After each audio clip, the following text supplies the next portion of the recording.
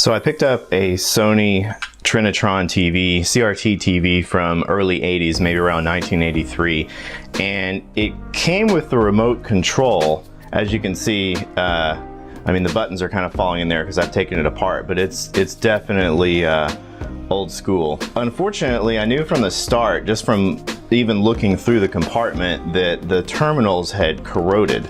You can see the corrosion still there, still present on the terminals, despite all my cleaning. But as I was cleaning, pieces of it started coming off, and I said, you know, I really wonder what are the odds of actually repairing this thing. I mean, even if I soldered in new terminals. Just to give you an idea of the leakage from the alkaline batteries, here are the batteries that were in there. Now, I have not seen a battery like almost split open like this, still inside electronics like this remote, and these actually look a lot better than they did when they were originally in there. They expired in 2012. At the time of this recording, it is July 2018, and the battery, the date on the batteries is March 2012. And I think they were stored in probably 100% humidity at the place where they were in the US, and also pretty hot. You can really see the leakage of these batteries, and it's not just that they look bad, it's that how much they leaked out. So as I was working on this, I said, you know, I'm going to need to get in it. Like these broken pieces here, that was actually done by me because I realized this remote is probably done for.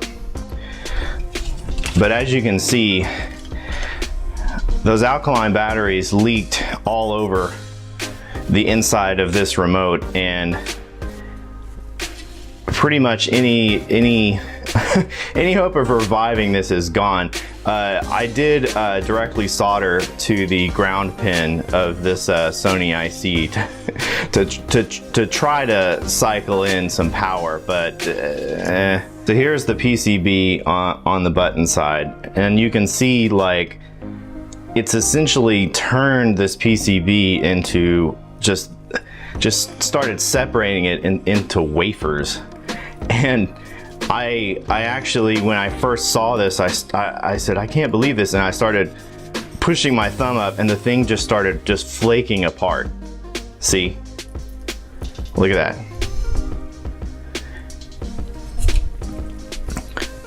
I don't know if you can see.